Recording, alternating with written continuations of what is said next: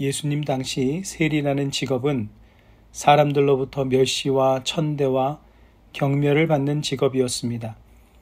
심지어 세리는 죄인이라는 등식이 성립되었습니다. 어느 날 예수님께서 세관에 앉아있던 레위라는 세리를 제자로 부르십니다.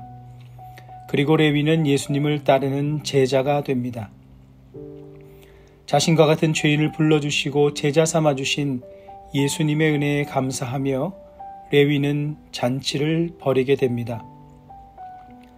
그러나 이런 모습을 바리새인과 서기관들은 못마땅히 여겼습니다. 이에 예수님께서는 변론을 시작하시고 다음과 같은 말씀으로 결론 지으십니다. 바로 38절과 39절입니다. 새 포도주는 새 부대에 넣어야 할 것이니라. 묵은 포도주를 마시고 새 것을 원하는 자가 없나니 이는 묵은 것이 좋다 함이니라.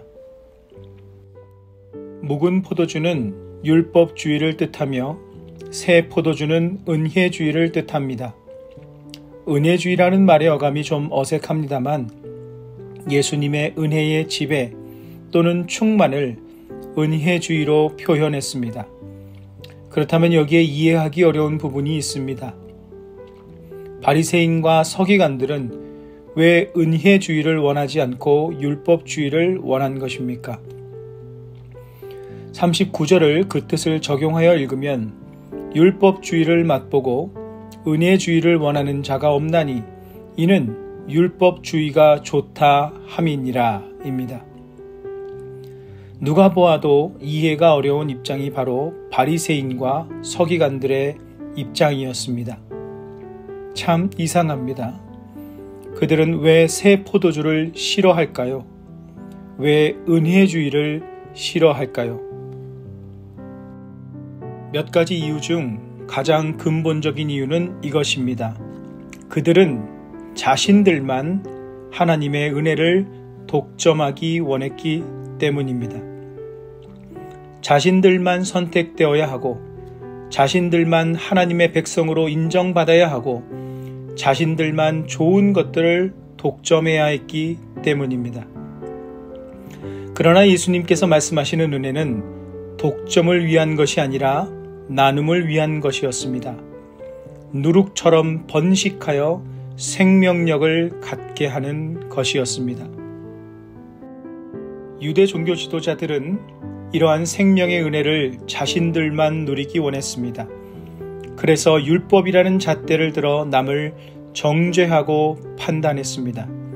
쉽게 말해 자신들에게는 늘 관대하여 은혜를 적용하려 하고 남들에게는 늘 엄격하여 율법을 적용하려 하였습니다.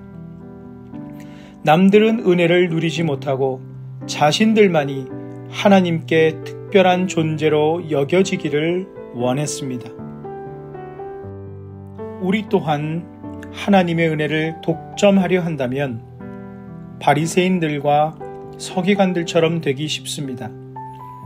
자신에게 관대하고 남들에게 엄격하다면, 자신에게 유리하게 은혜를 적용하고 남들에게 율법을 들이대고 있다면 어느덧 우리의 모습은 묵은 포도주를 담고 있는 묵은 부대가 되어가고 있는 것입니다. 예수님께서 원하시는 새 부대의 모습은 새 포도주인 예수님의 사랑과 은혜를 받아들이는 새 부대, 그 은혜를 수많은 사람들에게 나눠주고 맛보게 하는 새 부대의 모습입니다.